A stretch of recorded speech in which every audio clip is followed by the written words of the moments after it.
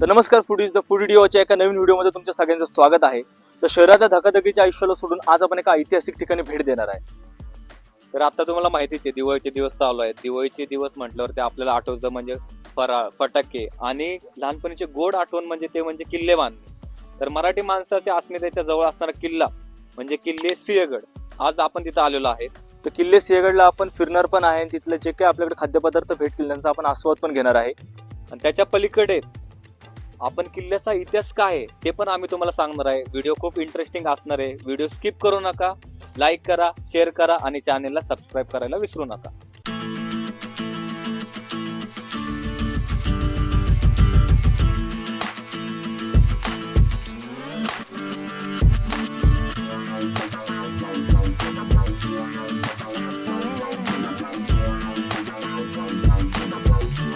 छत्रपती शिवाजी महाराजांच्या पदस्पर्शाने पावन झालेले आणि तानाजी मालुसरे यांच्या शौर्याचा साक्षीदार असणारा किल्ले सिंहगड इथे आपण आता आलेलो आहे. तर चला आपण आता किल्ले सिंहगडला एक्सप्लोर करूया.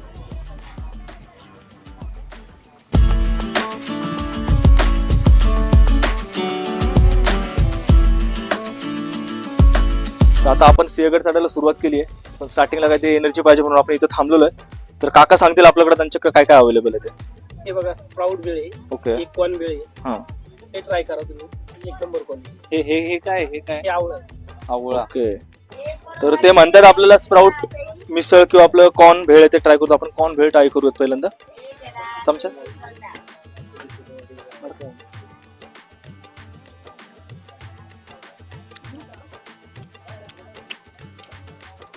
टेस्ट आहे.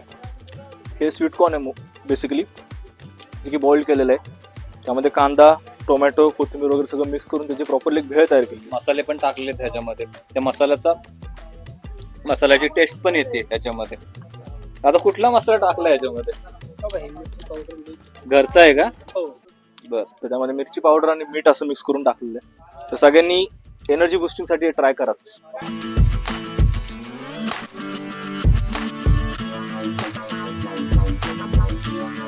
तर आता आपण आलोय सिंहगडच्या पहिल्या दरवाजाला, तो म्हणजे पुणे दरवाजा. तर गडाच्या उत्तरेला पुण्याच्या बाजूने अतकरवाडीतून पायी डोंगर चढून वर आले की किल्ल्याच्या आत जाण्याचा पहिला दरवाजा तो म्हणजे पुणे दरवाजा. यालाच डोंजे दरवाजा देखील म्हणतात. मात्र हा एकच दरवाजा नसून असे एकामागोमाग असे 3 दरवाजे आपल्याला बघायला भेटतील. दरवाजा पास करून आपण आता तिसऱ्या दरवाजाला आलेलो आहे.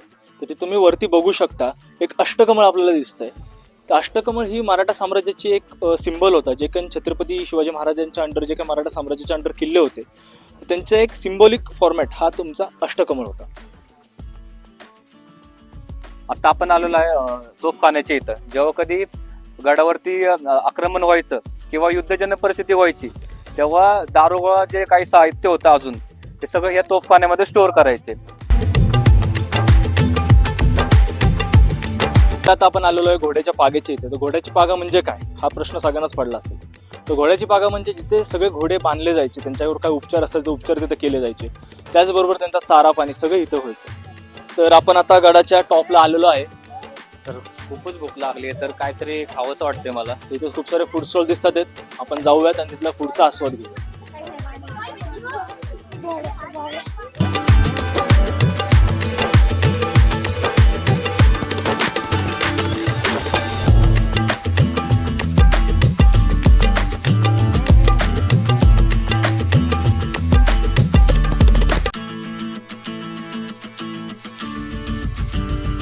आपण आता बघू शकता आपल्या समोर आलेल्या सिंहगडच्या स्पेशल खेकडा भजी.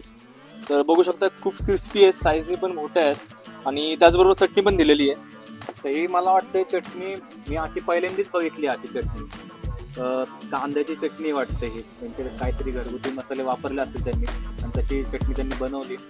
तर चला आपण आता भजीची टेस्ट करून बघूयात. प्रदीप सर घ्या भजीची टेस्ट. खूपच क्रिस्पी आहे आणि ही भजी तुम्हाला नेहमी तुमच्या चटणी बरोबरच खायची. भजीची टेस्ट लाजवाब आहे. थोडी चटणी तिखट असल्यामुळे भजीला एकदम प्रॉपर अशी टेस्ट येते. भजी आहे, पिठलं भाकरी आहे. चला चला चला चला चला बोला चला. आओ बसा हो, गरम पिठलं भाकरी भजी. मावशी एक प्लेट लावा. मेरे साथ अन्याय हुआ है।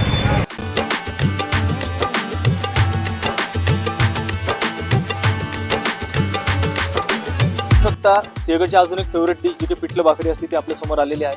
तर थाळी आहे, थाळी एकदम भरलेली आहे. त्यामध्ये आहे बघू शकता इथं आहे मटकीची भाजी, वांग्याचं भरीत, भात, कांद्याची चटणीची की मग अशी भजीसोबत खाल्ली होती. त्यानंतर आहे आपल्या इथं ठेचा आहे हा आणि कांदा, त्याबरोबरच आहे पिठलं आणि भाकरी सोबत पापड पण चवीला दिलेला आहे. आणि इतर थाळी बघून मला माझ्या गावाकडची आठवण आली. तर आपण चला वेळ न वाया घालवता त्याची टेस्ट घेऊयात. प्रदीप सर, काय टेस्ट करायचं पहिलं? काय भरीत करायची की मटकी करायची का पिठलं करायचं? तर हे कन्फ्युजन होणं चांगली गोष्ट आहे, पण आपण पिठलं भाकरीचा ते टेस्ट करूयात. हा आपला पहिला बाईट जातोय.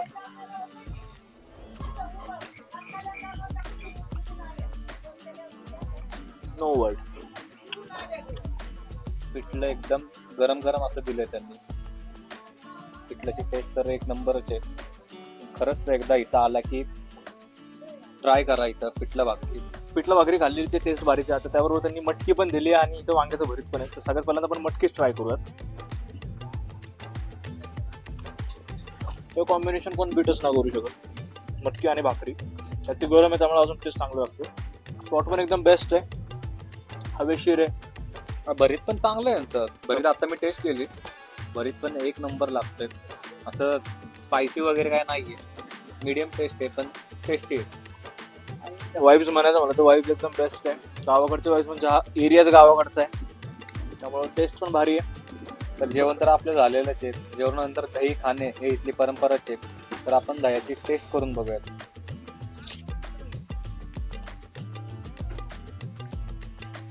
स्ट्रक्चर प्रॉपर आहे, थिकनेस आहे.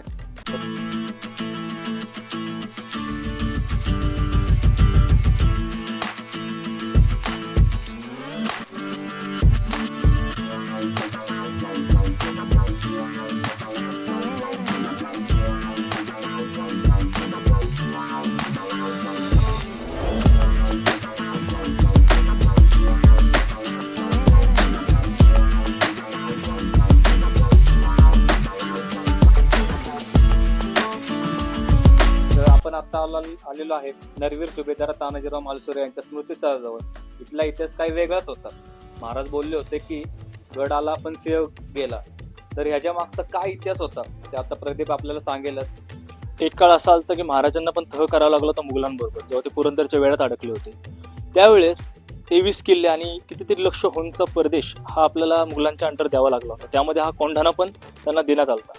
पण 1670च्या काळामध्ये जेव्हा सह्याद्रीमध्ये आपल्या महाराजांची जी काही घोडदौड चालू होती त्यामध्ये हा किल्ला एकदम महत्त्वाचा होता. आणि सह्याद्रीच्या पर्वतांवर नजर ठेवायची असेल तर हा एक चेक पॉईंट म्हणू शकतो असा हा किल्ला होता. तर आऊसाहेबांची इच्छा झाली की आपल्याला हा किल्ला परत आपल्या स्वराज्यात घेणं भाग आहे. तर त्याच वेळेस डिस्कशन चालू असताना जे आपले नरवीर सुभेदार तानाजीराव मालुसरे त्यांच्या मुलाच्या लग्नाची पत्रिका घेऊन आलते. त्यांनी हे डिस्कशन ऐकलं आणि तेव्हाच त्यांनी प्रण घेतला की आधी लग्न कोंढाण्याचं मग माझ्या रायबाचं. तानाजी मालुसरेंनी विडा उचलला आणि 1670च्या रात्री त्यांनी इकडं हल्ला केला. आणि त्यावेळेस जो उदयभान राठोड हा त्या मुघलांचा सरदार होता, त्याला धारतीर्थ पाडून हा गड आपल्या ताब्यात घेतला. पण त्यावेळेस स्वराज्याचं एक म्हणू शकतो, एक सुवर्ण पान म्हणू शकतो किंवा रत्न म्हणू शकतो, तर इथं धारातीर्थी पडलं. आणि जेव्हा महाराजांना हे कळलं तेव्हा महाराजांनी त्या द्वेषामध्ये किंवा त्या दुःखामध्ये म्हणलं की माझा गड आला पण माझा तानाजीसारखा सिंह गेला. त्यामुळे या गडाचं कोंढाणा नाव काढून ते सिंहगड असं करण्यात आलं. तर जमागचा इतिहास असाच आहे की जर तुम्ही खूपच लाईफमध्ये हरले असताल तर महाराजांच्या गडाला एकदा भेट द्या, त्यांच्या त्या स्टोरीज ऐका. जिथं मेलेला माणूस पण जागा होऊ शकतो एवढं आपल्या महाराजांमध्ये आहे. आणि हे जर आपल्याला कळलं तर आपण प्रॉपरली सक्सेसफुल होऊ शकतो. तर आपण बघितलं नरवीर सुभेदार तानाजीराव मालुसरे यांच्या स्मृतीस्थळाला आपण भेट दिली. तिथून स्फूर्ती घेऊन आपण निघालो आता आपल्या नेक्स्ट जर्नीला.